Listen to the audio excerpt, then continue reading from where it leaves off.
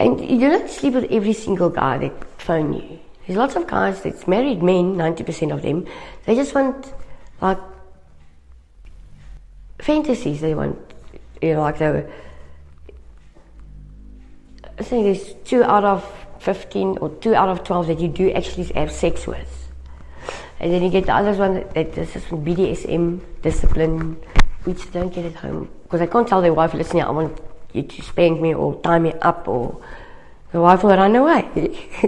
So they come to us and we give them that. And you get these guys that's actually gay, he dress up as a woman and...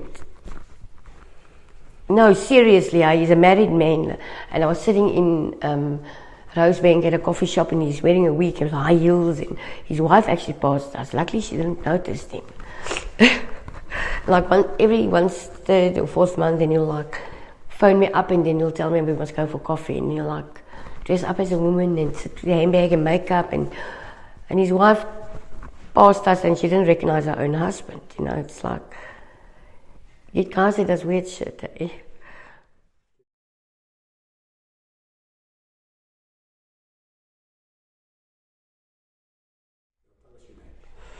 It's just a working name. You go under different working names, and whichever you, because once they start knowing you get famous for the one name, then they get bored of you, so you switch to another name. So you keep on going.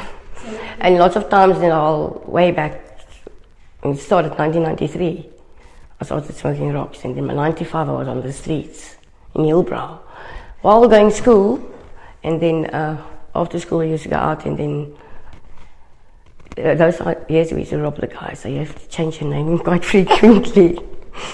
Yeah. Yes, just go for an unusual name, something like Daniela, or something that's not... Cindy is a common name. Lots of girls work under Cindy because the guys remember that. But Daniela is something that will catch somebody. If you say Daniela, everyone's like, I wonder, Daniela, it sounds like attractive. It's catchy, You choose a name that will attract people. I'm from the West Rand. My mother was she's actually a nurse, and my father was working in the mines and all the years, and like normal life until the age of 13 when I started using. I was overweight and I also wanted to be skinny, and that's where it started. One morning before school, and I got paranoid and it never stopped. So yeah, I was 15, I was working in the streets of Hillbrow, 1995. By 97 I ran away with my 2 sisters to Durban because the welfare, my mother and father split up and the welfare wanted to take my sisters. So I was 6, just turned 17, and I robbed a Nigerian with 8,000. And I ran away with my sisters to Durban. For about a year, we were living in a hotel, and every day they went to the beach. I looked after them, so I'm not going to a children's home. My mother came to Durban 97, end of 97, and then my baby sister went to a boarding home, and my other sister went to stay with my auntie. Yeah, and then the family split up.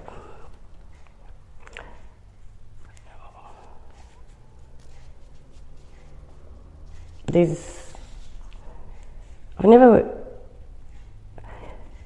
even though you do drugs, you do things that you don't want to do, but you have to do it to support your habit. And when I met my husband, I was not using because I was pregnant at that stage. The first child is not his child. Her father is a Capetonian. Okay, and so I don't go there. Don't talk about that. So he took me as I was. He adopted her and raised her. But I felt pregnant with my second child. 2001 my daughter was born. 2002 my son was born. And after my son, things just went funny between me and my husband. I was dancing in the clubs then. Kempton Park, Rock Paradise, the Grand. And he would take all the money and live like... But also using. He started using, and then he found out I was using, and I found out he was using, so we started using together, and things just went boomerang. So in 2006 I was tired of it, so I went to stay with my sister I actually planted the drugs everywhere in the house, and I called the cops. just to get away from him. Because the Pakistanis are so compulsive. He's mind, sorry for my word, he's mind fucking. And then you feel sorry for him, knowing you just looked at what he's done and you know what's the truth, but he'll still convince you and tell you a different story. And sometimes he'll get drunk, like 2, 3 o'clock in the morning, he'll take the kids and walk up and down in the streets because he's paranoid.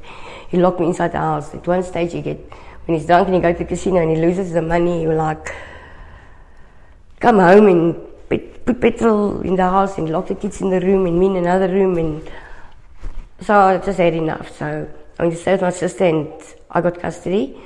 I was working at the lawyers that time, AFC attorneys, but on and off, using always on and off.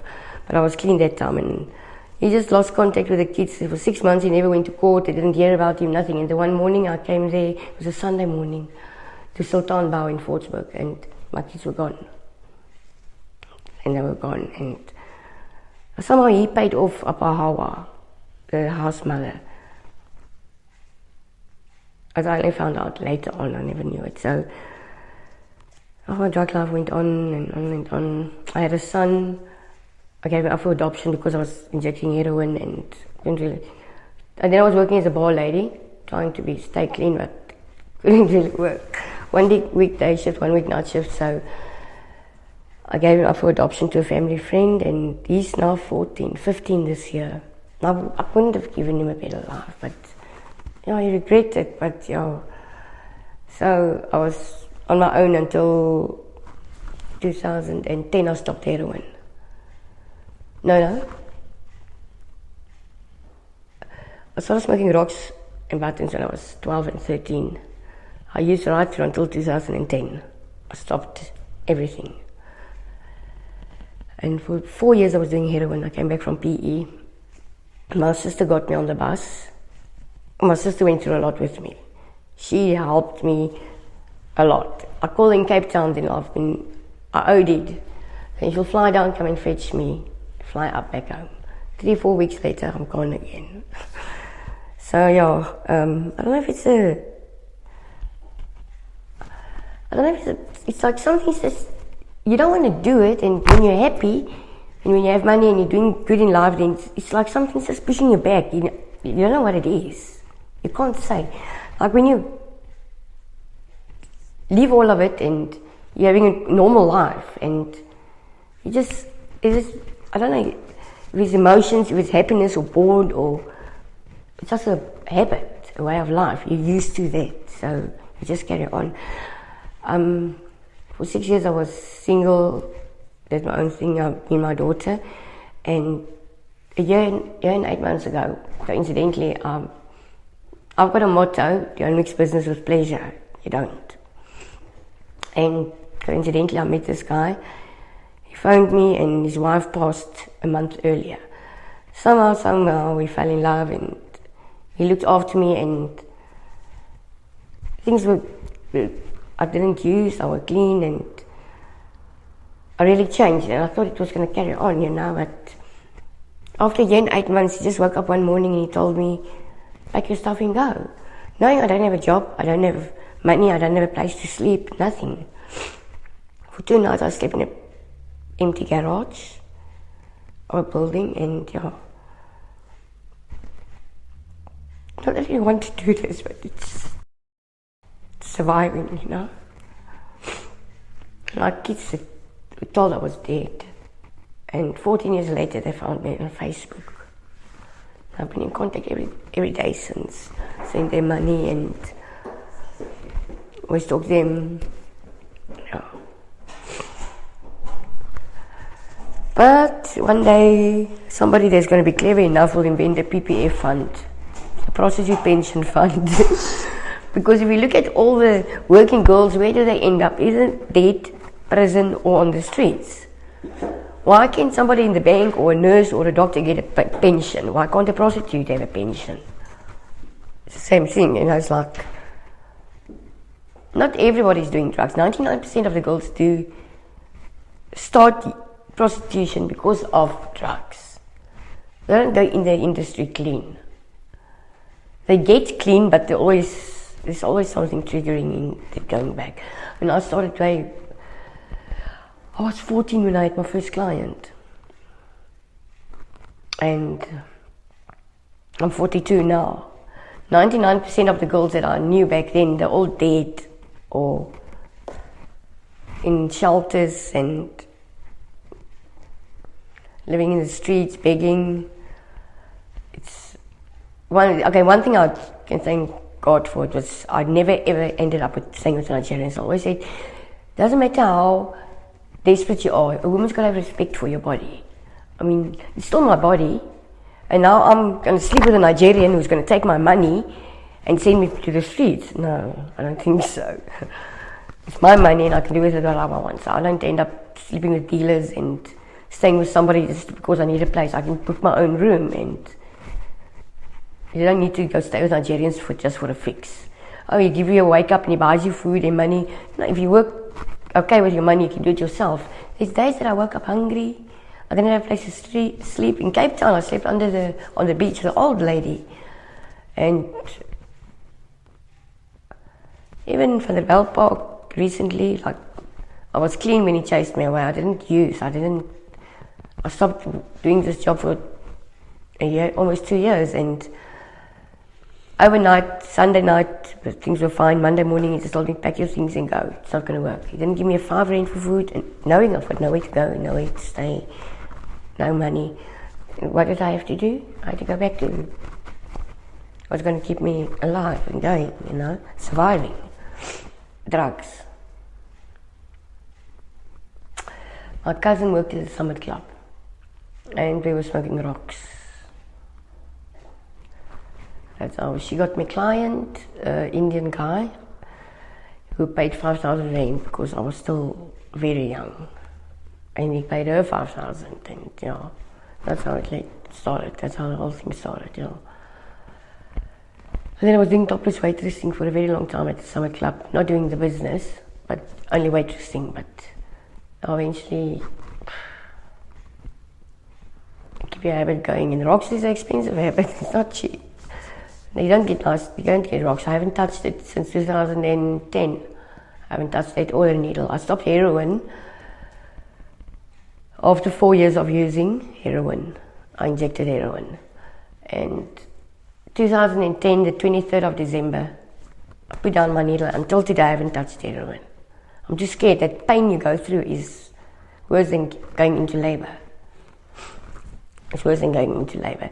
People like to judge us by what we do in our past, and like everybody's telling me, why do you have to go to, especially my sister, why can't you have a normal job and do, you know what, if you don't have a foundation, you can't build a house without a foundation. I can't get a job without a place to stay. If I don't have a place to stay and I don't have a steady stability lifestyle, it's difficult to keep a job because you don't know what after work, where am I going to, where am I end up tomorrow morning, how do I get to work, where do I, for the people it's easy to say, they're not in that situation themselves. And they like to, you make so much money, but accommodation is a lot of money, and easy come, easy go, that's the truth. The money I get, a lot of it goes to my kids and my habit, and I feel sorry for people very easily. I give and give and give, and tomorrow morning I wake up without a cigarette and stupid. I never stop, my ex-boyfriend told me one day we were at home affairs, I went for my ID book and there was this black lady that's passing me. And it was cold. It was a cold day in the winter last year. And I'm lying beginning of this year. And I actually took off my pumps in the middle of the street and I gave it to her. And he told me, you'll even take off your pants and give it to somebody. My last 10 rand in my pocket. To actually buy cigarettes, I'll give to the guy that's in a wheelchair by the robot. And then he will tell me, you know how much money that people are making? I feel sorry for them, And I feel sorry for people very quickly, and even knowing that tomorrow they're going to fuck me over, though, I still help them again and again. Like my friend now, we've been friends since 2015, and I actually helped her to get back on track, and I bought a ticket to come here.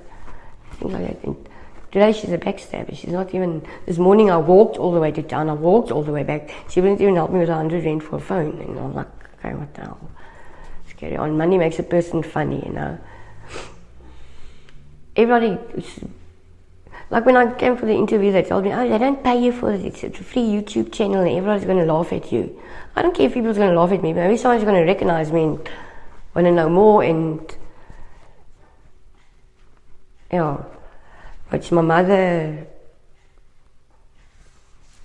if she maybe one day see this, or she's still alive, she's somewhere in Brazil, we can't find her, I don't know where she is. She's been released from prison though, but we don't know where she is. So yeah, maybe she will see it and then she will contact YouTube and yeah. I mean, like, seriously, I've been searching everywhere, and even when you do go speak to them, they don't speak English, they speak Portuguese, and I don't understand the language, you know. And I must now go to Brazil and look for my mother. I don't have money to get to Pakistan to my children, how must I get to my mother? You know. Normal. In the week going to school, my mother and father worked both. Weekends, well, my father was always an alcoholic and smoked buttons. I think I was 12 when I smoked my first button, Scallum. Yeah, that's how it started. And then, yeah, every Sunday, second Sunday, we went out to Gold City, and Saturday night we used to go Long Arm, quite normal child upbringing, until the rocks got involved. And then everything just went haywire. We lost our house, my father didn't work, my mother. We went Sakkie Park to the Hillbrow, to the Park Lane town, and we stayed there. From there, the family split up, and yeah. I think it's choices you make in life, you know. Always, like when you've been brought up in it, it becomes a habit. It's quite difficult to. There's times that I like stayed clean for months, and then all of a sudden, I've got a job, I'm clean, I've got the house, I've got everything going for me. Why do I have to go pull that pipe? Why do I have to have that heat? I don't know what is it? I don't know why. I think it's something in your brain, or is it in the blood, or I don't know. I mean, like with my last operation, no, my 17th operation I had in Sebokeng, knowing I'm going in for operation. 10 minutes before I went to theatre, I actually went to smoke my lolly in the bathroom. Knowing I'm going into theatre. And I had 2 heart attacks and I didn't tell them I can't, and they won't operate. Yeah. I regret not being a better mother for my kids, and I regret choosing the wrong men. I've had 4 relationships in my life. I'm 42 now.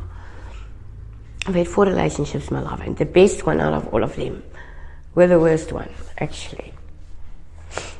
He looked after me very well. The things he did for me, and I mean, overnight I changed, and overnight he chased me away, so yeah.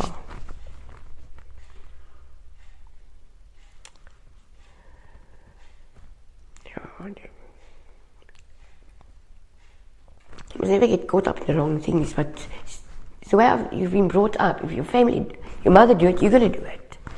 It becomes a pattern. It does, really. And luckily my kids is not here to see it, and I didn't know about it. They don't even know I smoke a cigarette. Oh, she said, they must find out about the prostitution. My son will tell Allah, and Allah will, do something to me. He's like, when I was sick now, I went for 2 operations the last 3 months again, and he's like, Mommy, stop smoking cigarettes, and don't eat healthy, and don't stress. And I'm like, then he started smoking. He's like, I told you, don't tell me about smoking. You know, he's now first year varsity, studying as an accountant. He wants to go work in the bank, yeah. Yeah, I don't know, it's just, you must never take that first wrong move, because that first when it comes to drugs, there's never an ending. Never. Never an ending. Never. I mean, I stopped everything completely. For 2 years, I was doing fine. And my sister always tells me, Bernie, you're too good for the men, that's why you lose them. And I'm starting to believe her. I really am. She's completely the opposite of me. She's like, if you're hungry, you know where's the kitchen, go butter your own bread, you know. You got two hands. And I'm like completely different. Your bath water is ready, your pajamas ready. When you wake up, I'll even light your cigarette. That's the way I am. And I'm always working in the house. I'm always busy, and that's maybe why I lose them. She get the good boys. She always get the good boys, eh? Well, even though she's a bad girl, but yeah. As I said, when I was 14, that is way back 1993, 94, around about there, when my cousin got my first client, who paid 10,000 for a young girl. And then I stopped it, I started doing topless waitressing. The only reason why I did it because I wanted to support my habit. And yeah, but I was still in school. And then when I got married to my husband, I still did it because his money wasn't enough to bring us through. And he's Pakistani, so it makes things even worse, you know. And yeah, then I stopped at times and I started again. When you stop in doing good fun, but once you get into a financial disorder, you go back to your way. Once a prostitute, always a prostitute. It's like that. It's the easy way to make money. And like I'm joking about this PPF fund, but really, if there's young girls starting this industry or strippers, or there isn't really an industry for stripping and those things anymore, like years back. But honestly, the money is easy come, easy go. And that's the truth. That's really the truth. If I could go back, way back 2010, I mean, I did about 60 to 80,000 a month. And I don't have a cent to show it. I don't have nothing. Half of it went into drugs, and the other half I just spent on shoes and giving it away. And yeah, if I have advice for young girls who's in the industry, start saving, because when you get older, you're not going to make money anymore. As much, you still do, but not as much. I think it all depends on when you're younger. The problem is you're young and you know the guys wants a young girl, so you don't have the patience, and you're like, you want one after the other. You want to see how much money can you make, and you spend it all. But once you get older and you realize, now I start spending some time and chill a bit, and because else the customer's not going to come back, you know. And you don't sleep with every single guy that phone you. There's lots of guys that's married men, 90% of them, they just want, like, fantasies. They want, like I think there's 2 out of 15 or 2 out of 12 that you do actually have sex with. And then you get the others one that this is from BDSM, discipline, which they don't get at home. Because they can't tell their wife, listen, I want you to spank me or tie me up, or the wife will run away. So they come to us and we give them that. And you get these guys that's actually gay, he dress up as a woman, and no, seriously, he's a married man. And I was sitting in Rosebank at a coffee shop, and he's wearing a wig with high heels, and his wife actually passed us. Luckily she didn't notice him. Like every 3rd or 4th month, then he'll like phone me up, and then he'll tell me we must go for coffee, and he'll like dress up as a woman and sit with a handbag and makeup, and his wife passed us and she didn't recognize her own husband. You know, it's like, you get guys that does weird shit. Eh? You know, there's this one guy that made you drink in Cape Town, Lennon's, the Dutch remedy. He'll make you drink that, and then you must wear a miniskirt without panties, and then you'll like drive around, and then you start getting nauseous. Once you want to vomit, you must sit with your legs open and vomit, and he'll like play with himself, and yeah. And there's another one that you like shit on his chest. They call it what do they call it? Scat. That's the word. Yeah, it's like funny. There's another one that like, he will buy me a pair of tackies at Eckers, and then I must put him on and go walk on the beach into the water, and I'll like wear them for 2 or 3 days. But in a week later, he will come back and he will go doggy style and put this tacky by his nose. It's actually, and you get paid very well to do those things, eh? You get paid very well to do all those funny things without having sex, actually. But easy come, easy go, you know. No, there's not. No, there's not. You can't. You switch off, but you can't. No. Just the idea of another guy, the guy touching me, and I must pretend I'm enjoying it. I don't allow them to kiss me. You don't get personal. Wham, bam, thank you, ma'am. I'm not your wife, you don't make love to me. Jy gaan nie laat nie, want ek is nie 'n hond nie. Jy gaan nie grou nie, want jy gaan nie nog 'n poes uithol nie. And that's, and then he's like, is it nice? And yeah, okay, kom nou net. And then it's like, sorry, it sounds horrible, but it's the truth. Especially when they like want to come with your ears and your neck, and they want to, oh no. No, there's nothing I enjoy about my job. No, well, there was one thing I met my ex, and the second time we were together, I was actually, when he told me goodbye the first time, I was very ugly with him. I felt so bad that day. Because he was such a nice guy, and he's had a cute smile, and then he phoned me again a week later, and I kissed him for the first time. I kissed a client, and we fell in love. And with him, it was different. He could do anything. He could touch. He can do anything. It was different. Didn't feel like work. I was really in love, and I felt like that until the end.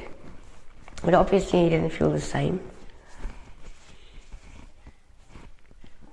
I actually had more when he met me. I had a flat, I had furniture, I was okay on my own. And I moved in with him. I just left everything behind. And when he chased me out, I didn't even have a place to stay. I didn't have money for food. He didn't even give me 5 rand. I phoned him, I told him, just help me with 100 rand for food. He told me, fuck off. Now he's trying to put the blame on me and telling me, I gave you all that I could, but he was very good to me. He was really good to me, everything. Even if I said something, he will do things out of his own for me, and I'm like, shit, you can't afford it, but actually you can, because then you wouldn't do it for me. Just, maybe it's a dysfunctional in his brain, or bipolar, or maybe he's got gay things going. I don't know what it is. I don't know. But from the person I've met, and the person, Sunday night we went to bed, Monday morning he was a completely different person. He was like, and I think he's got bipolar. I told him that plenty of times, because when he gets cross, he will sit outside and smoke, and he will start swearing and talking to himself. Ek het gesien jy praat met jouself weer, jy weet. I think it's just, maybe it's something, I don't know. But now he's blaming everything on me, because I think he was wrong, and what he did was wrong. He's starting to feel guilty now, and now he's trying to put the blame on me. You wanted me gone, I'm gone. Now why do you carry on with me? 20,000 rand, 20,000 we paid in less than a year for the lawyer. So my kid can come visit me for just a holiday. 3 days from the school holiday, 3 days before the holiday started, he chased me away. Now that child looked up to him, she trusted him, she adored him. I brought her up by myself for 6.5 years. She didn't know her real father, and her father didn't want anything to do with her life. And I did what I had to do to keep my child going, and it was me and my child. And she met her daddy, she went to stay with him, and 1 or 2 things came out, and he wasn't happy about situations in the past, but he was never there. If he was there, the situation wouldn't have happened. So yeah, we paid a lawyer, and I mean, 20,000 Rand later, 3 days before my daughter is coming, you tell me to go. I mean, like, which person to do that? What triggers a man to do that?